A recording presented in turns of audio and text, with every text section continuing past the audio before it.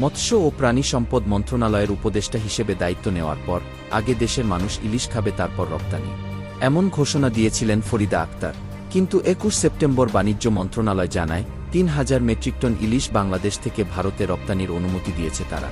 আর এই সিদ্ধান্তের পর বাংলাদেশের সামাজিক মাধ্যমে ব্যাপক আলোচনা চলছে। তবে কি বাংলাদেশের মানুষ আগে ইলিশ খাবে তারপর রপ্তানি হবে, এই সিদ্ধান্ত থেকে সরে এলো সরকার?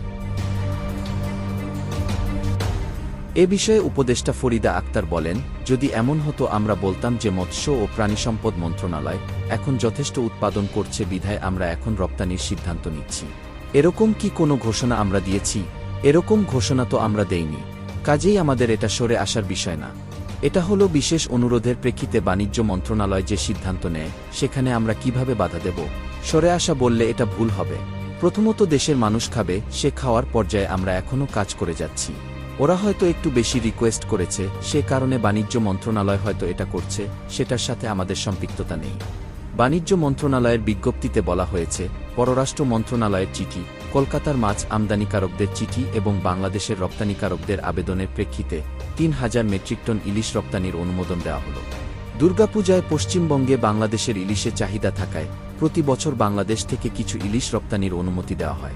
বিশেষ করে সেপ্টেম্বর-অক্টোবরের মাঝামাঝি সময়ে এ রপ্তানি হয়ে থাকে। তবে যে পরিমাণ ইলিশ রপ্তানির অনুমতি দেওয়া হয়, প্রতি বছর সে পরিমাণ ইলিশ সরবরাহ হয় না বলে জানান মৎস্য ও প্রাণিসম্পদ মন্ত্রণালয়ের উপদেষ্টা।